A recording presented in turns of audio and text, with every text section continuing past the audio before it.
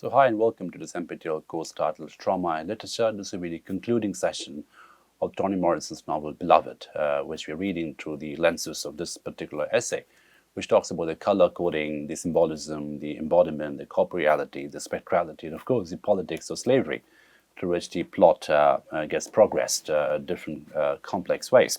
Now, if you remember the point in which we stopped last time, we were talking about the liminality and two particular scenes. For example, the shed scene and the tombstone scene. And both scenes are equally important and symbolic because they talk about the shedding of subjectivity, the shedding of agency, and how those two scenes become obviously sites of horror, sites of grotesque violence, and sites of liminality. So the change happens existentially, politically, corporally, and both scenes are connected to the complex orders of voicelessness, which get manifested throughout this novel. Right? So voicelessness, spectrality, corporeality, they all become connected categories in this novel about trauma and slavery. Now, we will conclude the novel in this particular session, so we'll just move on to the final bit of this essay, which is the concluding thoughts, and this should be on your screen. So the role of red in Beloved is a complex one. On the surface, shades of red appear both in the form of an actual physical presence, such as blood or the rooster's comb, and in metaphorical images such as the red heart, whenever slavery's horrific consequences occur. Thus, red serves as a highlighter for the reader, marking and intensifying the seemingly boundless influence of slavery. So there is this boundless quality about slavery, and that is manifested in the spilling over of the red color through blood to different kinds of imagery. There's always this excessive quality about the red imagery, and that is obviously corresponding to the boundlessness of trauma, the boundlessness of slavery, the boundlessness of horror. Yet, just as Beloved as a novel does not limit itself to a positivist approach to narrating slavery's cruelties, choosing instead to complicate notions of trauma, time, memory, and healing, the text employs red in a more meaningful and complex ways. The color red and the characters' intense interaction with it are themselves the text within Beloved. So there is this textual quality about redness and the way the characters engage with different orders, different ontological and experiential orders of redness. So that engagement itself becomes a text within the text of the novel. They tell the story of the characters' process of dealing with the psychological wounds inflicted upon them, from involuntarily being in physical contact with red and falling silent to internalizing and repressing red images. Those generations who lived in slavery go as far as they can. It is up to the daughter not born into slavery to be fed her family's past and to find her identity in serving up her own story. And this is the point where spectrality and identity become really connected categories. The daughter who is not born, the daughter is not physically present, Beloved, the child who was killed, who becomes the story, who becomes the title of the novel. So we can see how the quality of spectrality is connected to identity, and that becomes political because identity as a black category, identity as from the black subject, is always spectral, it's always shadowy, it's never quite real, it's always an approximation, right? So it's something becoming, it's never quite there because identity is hegemonically white in quality. So the spectrality of identity is actually a very authentic representation of identity in this context of slavery, because the black identity is always spectral, it's always already spectral. So in that sense, the symbolism of the ghostly child or the ghost child is actually a political manifestation of blackness in the context of this novel.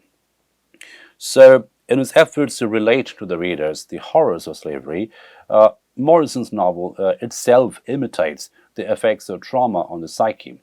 But conspicuously utilizing the color red, the novel performs the inability to use everyday language to portray a traumatic event. Now, this is something we talked about earlier as well, and I will keep connecting it back to Catherine Malabou's idea of the ontology of the accident. So how the language of trauma, how the expression of trauma, how the communication of trauma is always outside the radius of normative conversation, the radius of normative language.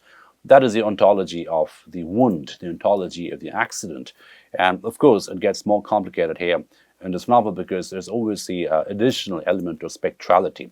the ontological quality. And I'm obviously borrowing from Derrida, the idea of ontology, the haunted ontology, the ontology which is haunted, and in that sense recursive in quality, the repetition of the haunted order keeps coming back, and that obviously connects very interestingly with the Freudian idea of traumatic repetition. So I mentioned at the very beginning when we started reading this novel how Morrison's Beloved is a very Freudian study of trauma. There is this ghost, this half-dead, undead presence which keeps coming back, and in that reappearance of spectrality, the reappearance of ghostliness, there is almost a political quality. There's almost a spectral quality, and that spectrality and the political identity, they become very connected and very complex, almost organic ways. The dead child, the body of the dead child, the specter of the dead child, which doesn't quite go away, becomes a manifestation of the political reality in which this novel is set. So it lies outside the ordinary everyday language in its portrayal of the traumatic event. Now, moreover, it chooses to merge the voicelessness of individuals, which results from the inability to process a wounding event with the forced silencing of blacks in slavery, right? So we talked about how the idea of not being able to process becomes a marker for trauma. I mean, the very idea, the very experience of trauma, the very ontology of trauma lies in its inability to be processed. It cannot be integrated into the consciousness. It just falls directly into the consciousness, as it were.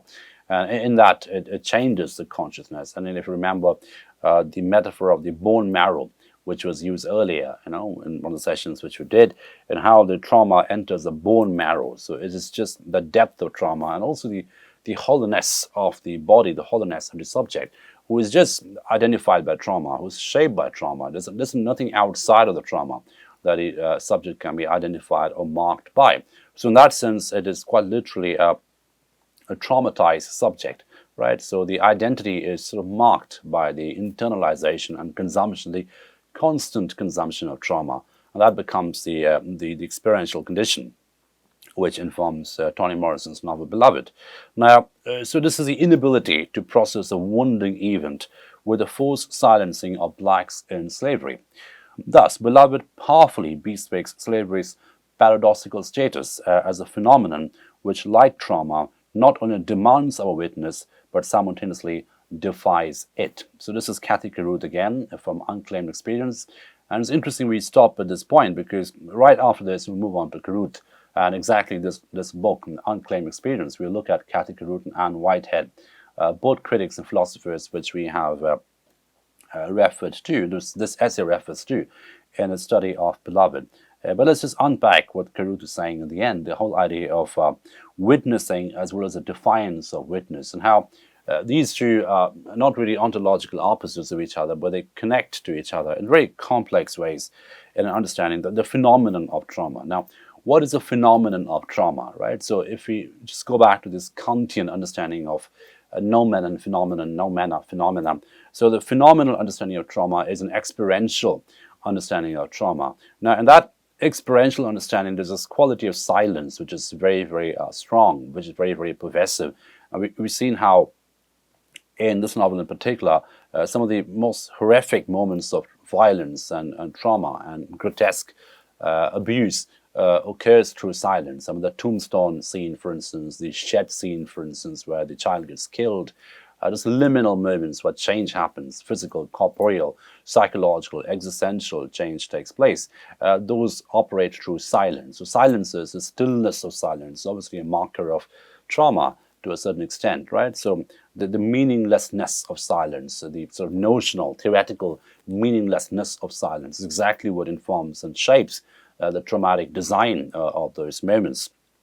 Now, what that means at a theoretical level, at an experiential level, as Carruth is saying, that a novel like Beloved, it demands our witness. It forces us to read the horrors of slavery. It forces us to engage with the horrors of slavery.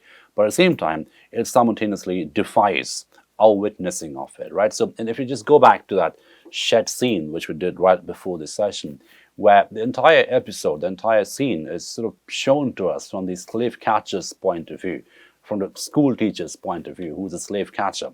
and he's going to hunt down Sete, and Sete realizes that she's about to be captured. She kills the child in this paradoxical effort, this desperate effort to liberate the child from the shackles of slavery. Now, interestingly, the focal point used in that scene, and we have discussed it, is a white slave catcher's focal point. I mean, that is a lens through which the entire novel, that episode, the central episode of trauma, the moment of killing, the moment of violence is shown through the white eye, through the slave catcher's eye. Now, what that means is we never get to see, we never get to know Sete's account of the event. We never get to see her eye, her lens. That is just endlessly elusive. It just stays elusive throughout. This is what Carruth means over here when she's saying there is this invitation to witness, demanding a witness of the spectrality of slavery, but at the same time as defying that witness. So it will not give you the point of view. It will not give you the focal point. So in resisting the focal point, in resisting the voice, it is actually offering some kind of a subversion of the white gaze. I mean, the only gaze that we can get is a white gaze. The only voice we can get is a white voice. And this voicelessness, from a position of agencylessness, it begins to shift to a position of subversion, because we never get to hear, we never get to know, Sete's side of the story. So in that sense, it's a defiance of the politics of witnessing. It's a defiance of the experience, the ontology of witnessing, right? So it's an extremely complex novel. It's one of the most heavily ontologized novels in English literature. Is consistently ranked as one of the best American novels written in 20th century. I mean, it's a phenomenal text, but what we can see quite interestingly is the many ways in which this text can be read. I mean, like any great work of literature, I mean, we read some really interesting works of literature in this course. This is the final work of fiction in this course, after which we'll move on to two theoretical works. But, suffice it to say, I mean, this is a very good testimony to the power of fiction, to the strength of fiction, the phenomenality of fiction, through which a horrific historical moment, a horrific historical experience can be sort of condensed into one episode, can be condensed into one moment, into one experience, one subject, right? The subject of Sete, for instance, subject of Beloved, the spectral subject of Beloved, is how this whole horror of slavery gets manifested, gets repeated, gets traumatized, right? So therein lies the possibilities of fiction, therein lies the power of fiction, therein lies the subversive quality of fiction, because it can combine multiple points of view. It can play with points of view. It can deny a point of view. It can block a point of view.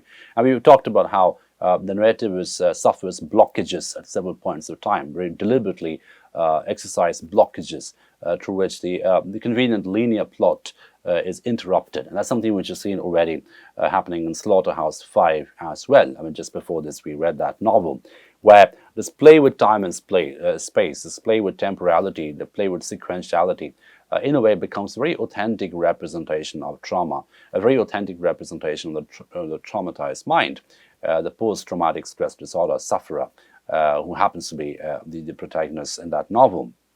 And how, in an interesting way, I mean, the connection with Slaughterhouse 5 and Beloved can be made with the child imagery. We've seen how in that novel, the character, the Pilgrim, Billy Pilgrim, is consistently infantilized.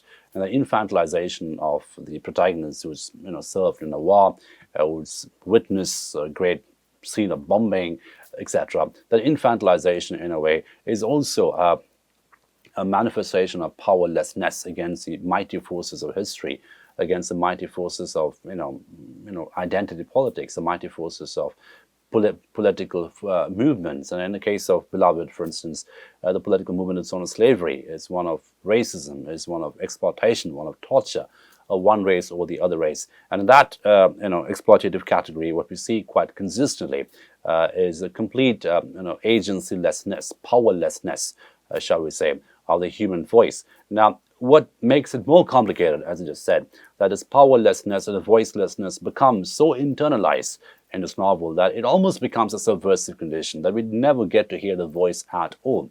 So as readers too, it demands our witness, as Carruth is saying.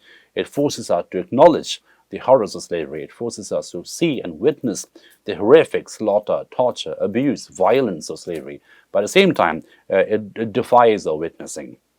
right? Because it doesn't establish a dialogue with the witness.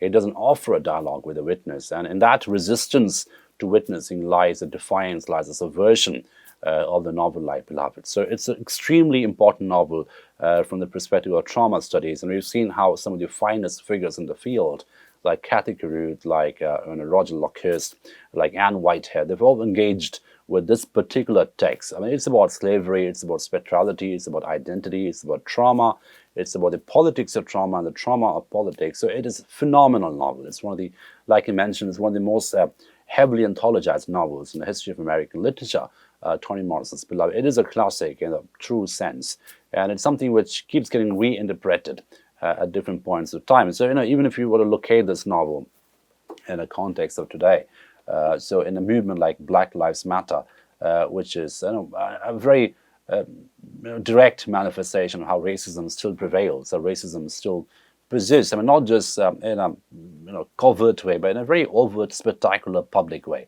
Right? That public racism, that denial of honor, the denial of dignity, to a certain extent, on the black body, on the black subject, is something which we still see rampantly across all kinds of discursive settings, right, in America and also in other parts of the world.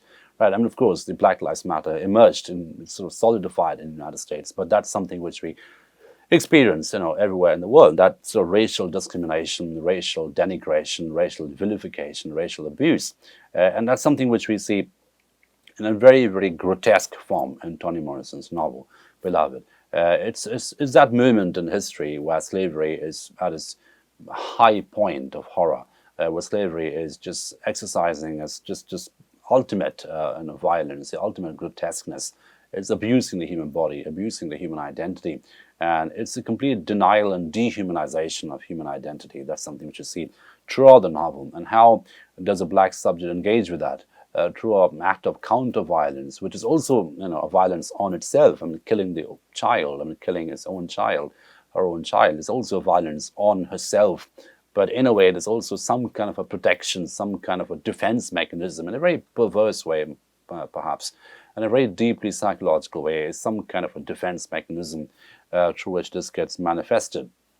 Right, so it's a very profoundly political novel. It's a profoundly psychological novel, but it's just one of those texts in literature, and which really should be foregrounded in a course like this. Because if you remember, when we started off with this course, we were talking about how we are always looking at the interplay of the politics of trauma and the trauma of politics. Right, so and that this novel is a classic case in point of that. How the politics of racism, which is a very political movement, it's a discursively defined movement, how that creates a trauma, how that creates an intergenerational collective trauma.